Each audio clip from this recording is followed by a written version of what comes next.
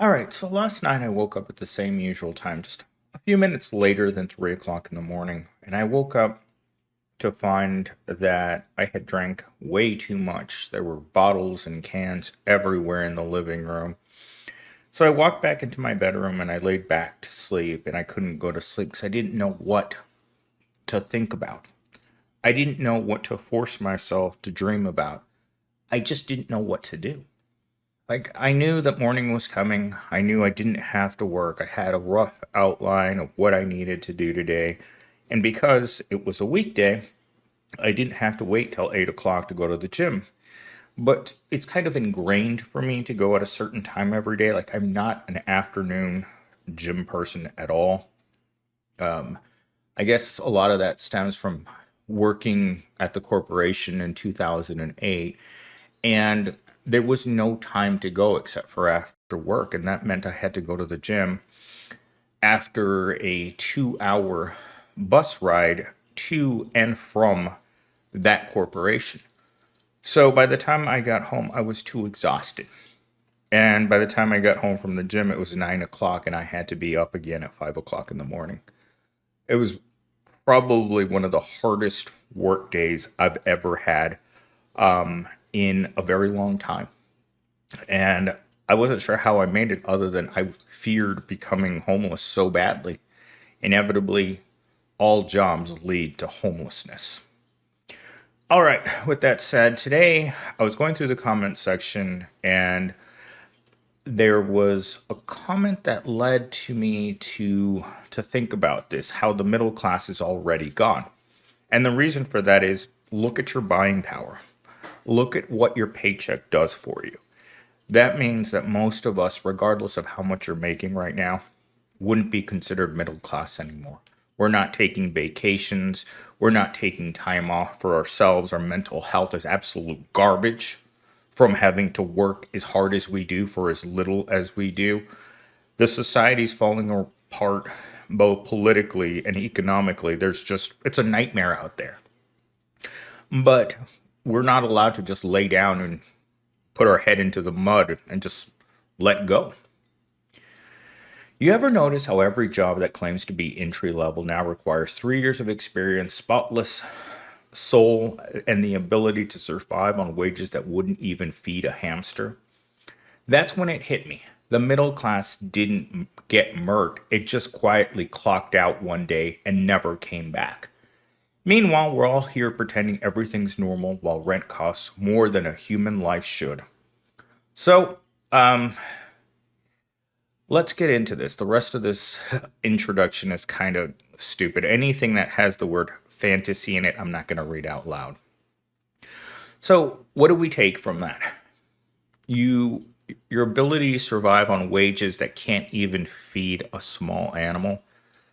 I think that's why more and more Americans are choosing not to have pets. Whether it's cats or dogs, animals are expensive. And when you ask one of these people why they would spend thousands of dollars in order to be able to fix their animals, they just look at you like, why wouldn't I do that? It's like, because you can't afford to pay your rent. That's why. And they just look at you like, no. And I think that's why more people are opting out. Because what do you do when you can't afford to fix something that you really need to fix? And we can move this over to something more functional. Your Promobile needs tires. Your Promobile needs a new engine. Your Promobile has a cracked windshield, and your Promobile has bad brakes. All those things need to be fixed, but you ain't got it. So what do? You keep driving until it falls apart. That's the American way of doing things. You could be a person who's working at Google and still not be able to afford the rent in the area. You could be a person who has a STEM degree and you're living in your car. In fact, I read that story a few weeks ago. This guy took a job as an engineer but couldn't find a place to live. So he had to live in his car. The people at Disney, the workers, they often have to live in their cars because wages are so low. And if there's one thing that Disney has taught us about our current world, is that you can't afford it anymore. Regular people can't afford to go on things that people used to take for granted. Vacations. Poor people aren't taking any vacations. They're working 7 days a week. Right now, this is work. I get paid to do this. It's my day off, but I work 7 days a week. You guys know every day, unless something comes up, I do a commentary. Why? Because every time I don't, I'm losing money. And in this economy, you got to scrape every single penny, even though your pennies are worthless. Talking point number one. We didn't lose the middle class. It slipped out the back door, while we were too busy choosing between rent and groceries. The economy didn't collapse overnight. It just kept raising prices until we stopped noticing we were drowning. This is the big thing. It's like everyone claims that, or at least politicians and the news, the mainstream media claims that everyone's doing great, but everyone is drowning. Your car isn't worth what you're paying. Your rent keeps going up. You don't like what you can afford on what you are getting paid. Like, think about it. If this place requires you to make, I think it's 3.5 or 4 times what the rent is a month in order to be able to qualify to live here. That means you have people who are having to make over $5,000 a month just to live in this hellhole with all of its charms. Peeling paint, washer dryer that doesn't work, bathtub with black mold, the usual characters in a rundown 50-year-old apartment. Why? Because they can't. Despite not wanting poor people in your area, you have to make housing for poor people. Because the poor people are the ones that do all the poor people jobs. And without poor people, there is no one to do those jobs. There's no one there that's willing to take the pay of a high school kid who's living at home. You're 35 years old and you're making 16 bucks an hour. You're not making it. You can't afford to live here. Like this morning, I was walking out to the dumpster to throw out all my beer cans. And next to the dumpster, there was 2 boxes there. Why I'm mentioning this is because the person who left those boxes there was being forced out of their house. How do you know that? Baby clothes and regular household ingredients. Those 2 things, every time I see those things in the dumpster or next to the dumpster, neat boxes like they were just using them yesterday and today they had no use for them. That's an eviction coming. And you don't know where you're going to go. You're going to pack up as many of your things as you can that you can fit in your car. And you're going to live on the street. And it's a chilling sign to me. Because it means that eviction is closer than you might think to you. And you're not prepared for that. Nothing can prepare you for being homeless. All right, let's get into talking point number 1. We didn't lose the middle class. Oh, I already read that one. Talking point number 2, actually. Every politician says they'll fight for working families, which is hilarious because we're not even families anymore. We're individuals sharing walls with strangers to afford a roof.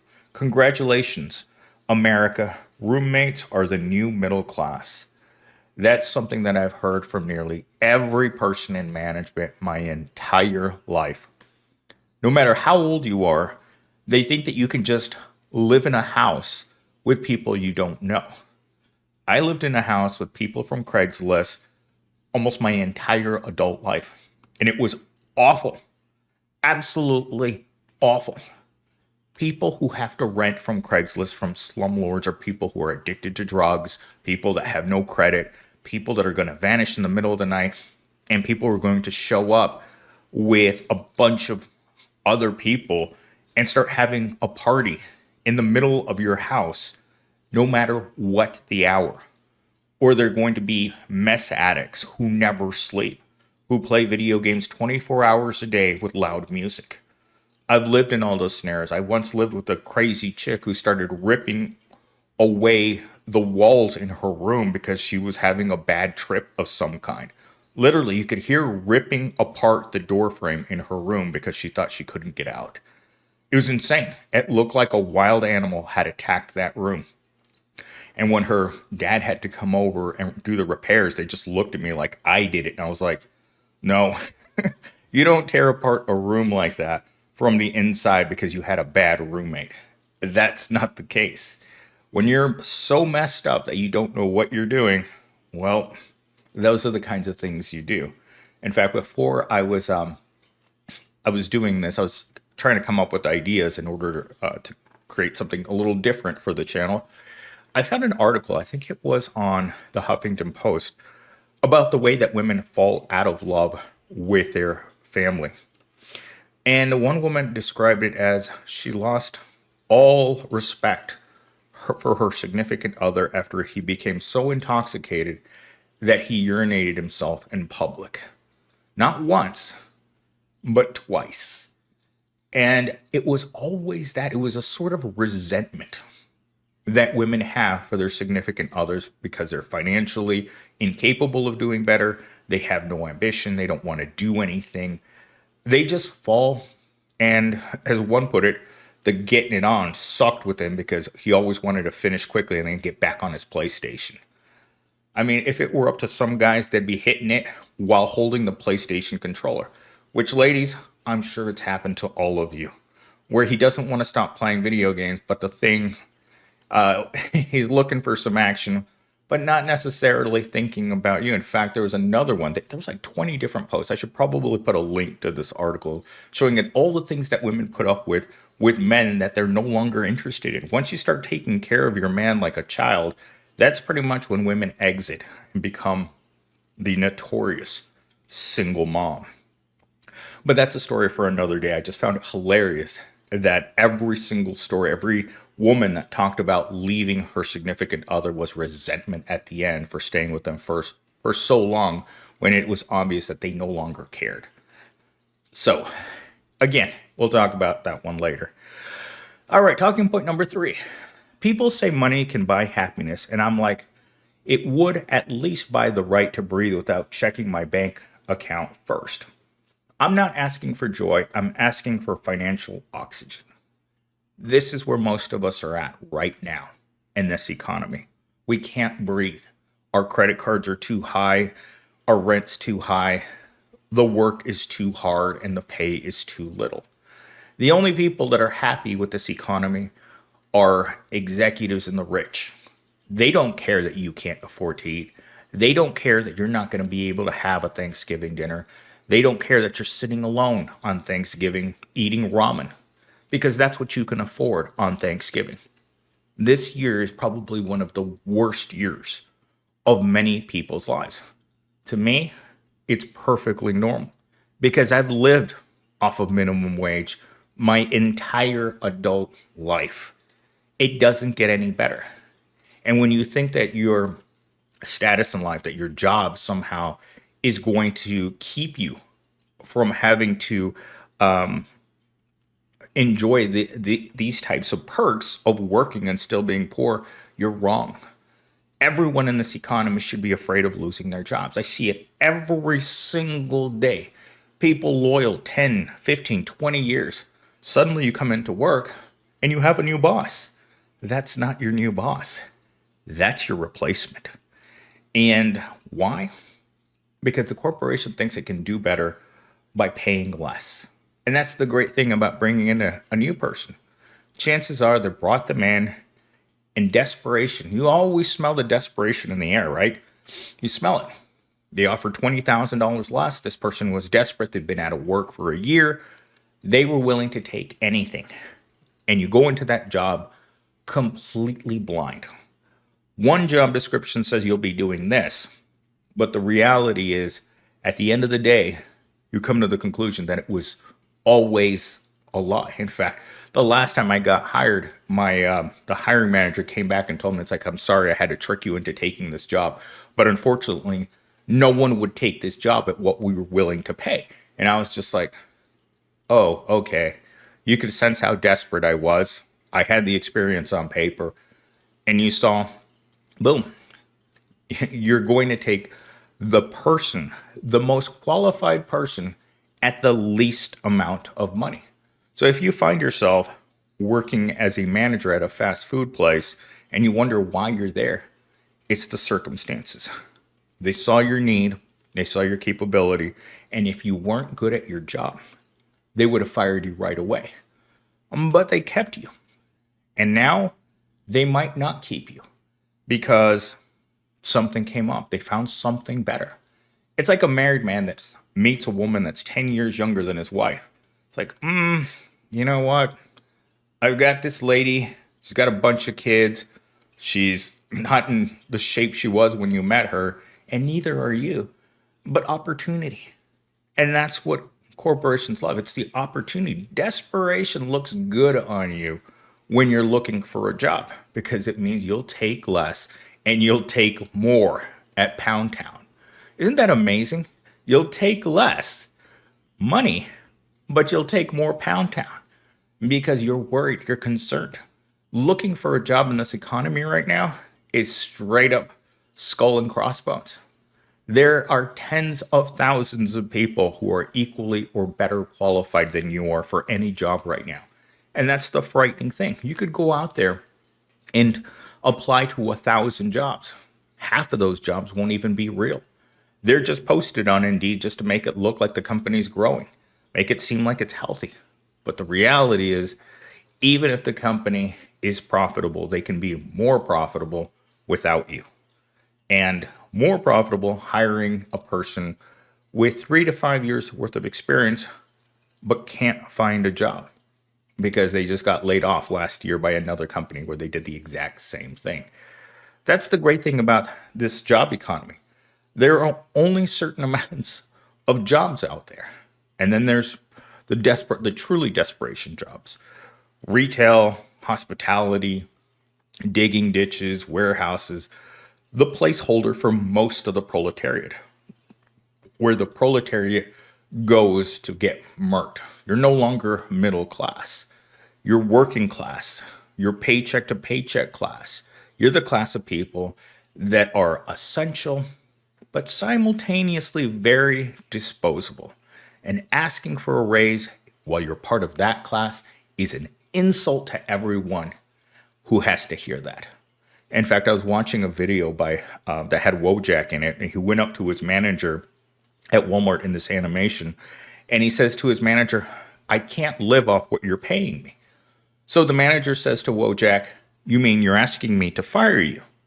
And he's like, "No, I need money." And the manager looks at him again like, "Why aren't you back at the fry-later?" And he's like, "I'll get back to work." But in this same animation, he's working at Amazon, he's working for Uber Eats, and he's working at McDonald's, and he's still not making it, which is a satire of our current world.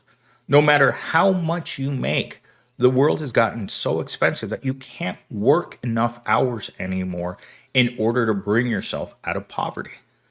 The financial oxygen that's out there looks like my betta fish yesterday.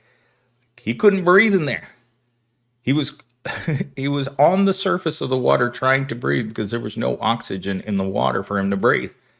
That's what's happened to the working class. There just isn't enough money at the bottom for the working class to be able to sustain themselves anymore. And everyone is going belly up.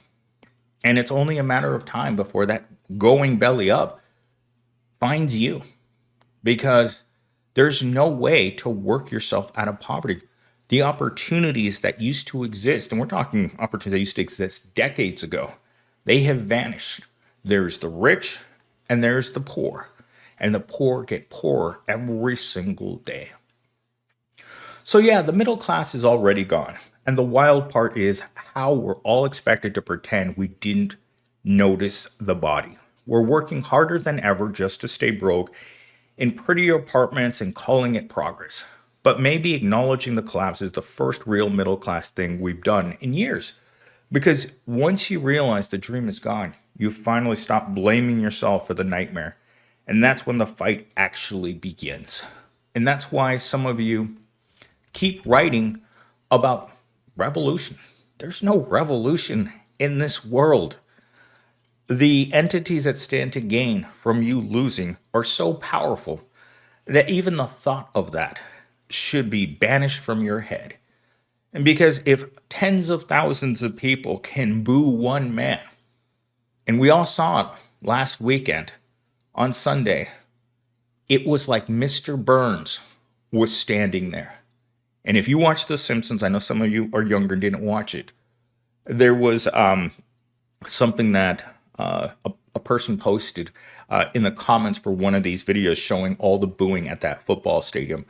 And they said one person was saying, "Boo earns, boo earns." And that's what Smithers tried to say to Mr. Burns when he didn't understand why everyone was booing him. Because we've come to the realization that it doesn't serve us to follow the rules. Because those people at the top didn't get there by following the rules that pertain to Johnny Sixpack and Susie Rottencrotch. They got there by being as crooked as humanly possible, by offering up jobs that pay nothing, and then blaming you for your lack of budgeting, while simultaneously laughing and knowing full well that you will take less and less quality of life the harder things get. So they lower the wages until you can't possibly understand what's happening to you. And there is no fight left in the proletariat. We're all doomed in the sinking ship. We're waiting for the band to play us out. And that's where I'm going to end this video today.